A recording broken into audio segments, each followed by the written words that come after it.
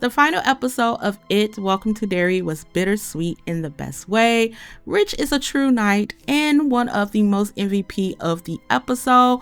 Watching him flipping off Pennywise was epic. I was very shocked and surprised that we had got to see Richie one last time. Dick Halloran, though, stole the episode for me. The way he got inside Pennywise's mind and then physically smacked him was pure genius. Pennywise didn't know how to react and he looked genuinely confused. That moment alone showed just how powerful Halloran really is. I'm glad the writers finally gave Dick Halloran the credit he deserves and explored his abilities in depth. Yes, I have already seen the movie The Shining, but even there, his character never felt fully explored. His potential was hinted at, not examined. And not to mention, he was in Doctor Sleep as well, which I thought that was a great movie. And so I'm really hoping that we get the spinoff that we need, because I think that it would tie it up so perfectly regarding his character, and it would go a lot more in depth about his capabilities, and we may see other shiners as well in the Stephen King's metaverse. Now, the biggest surprise of this episode came when Pennywise told Margie that she would have a son named Richie, and then began explaining the events from what we recognize as the present timeline. This moment is key because Pennywise, the entity, does not experience time the way humans do. So Pennywise exists outside of the linear time. It experiences the past, present, and future.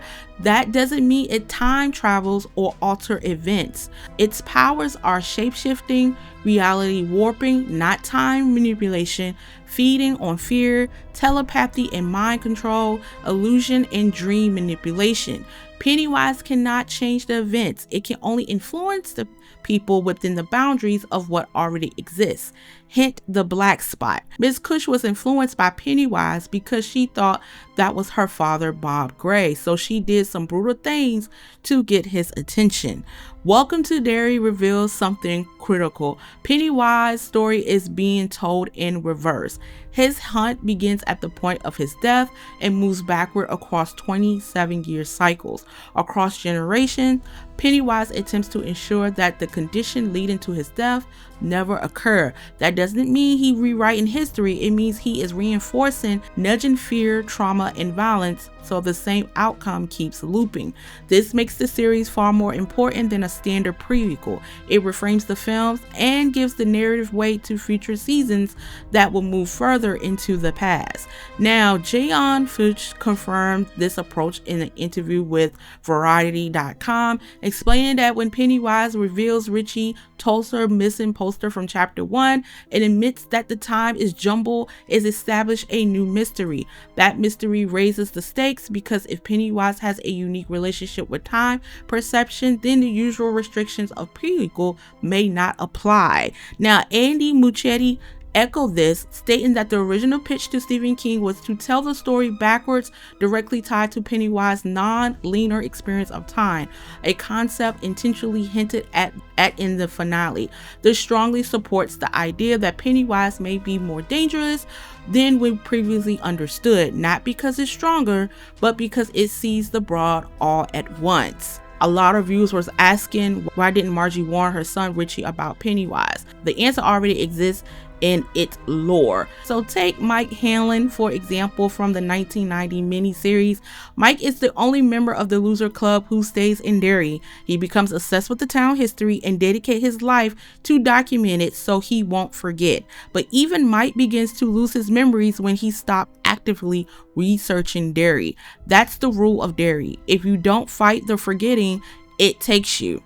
My theory is that Margie wasn't obsessed the way Mike was. She didn't document, investigate, or actively resist Derry's influence. Like most adults in town, she likely forgot slowly, quietly, and completely. Now, that's what I believe that happened to Margie as an adult, and that is my theory. I don't know for sure. Now, if she remembers as an adult, yeah, something is wrong of why she couldn't tell her son Richie what happened back then. But I'm assuming that she did not do any type of investigation and she just wanted to not remember the incidents that occurred when she was a kid. So she didn't warn Richie because she couldn't. The memory wasn't there anymore. Now, I would say I love the ending of how we got to see Beverly Marsh in the episode. I thought that tied up nicely. And I'm not even going to get into Hank and his terrible decisions because that kind of pissed me off a little bit. Or Master Shaw getting exactly what he deserved. He definitely deserved to be killed. I'm gonna have to be honest, because the simple fact that he was trying to control it and he just didn't care about who he had to sacrifice to get what he want. Yeah, I'm glad Pennywise took that head right on off. Overall, the show delivered a powerful, bittersweet ending. The character work was strong, the lore expansion felt intentional, and the reverse timeline concept adds real weight to the franchise. And so, like I said before, this is my theory of what I think that possibly happened regarding Pennywise, knowing the future regarding Margie and Richie. And so I enjoy every episode. I'm genuinely excited for season 2 when they talk about the Bradley gang, and I want to see how that's going to pan out because that explains a lot in the book.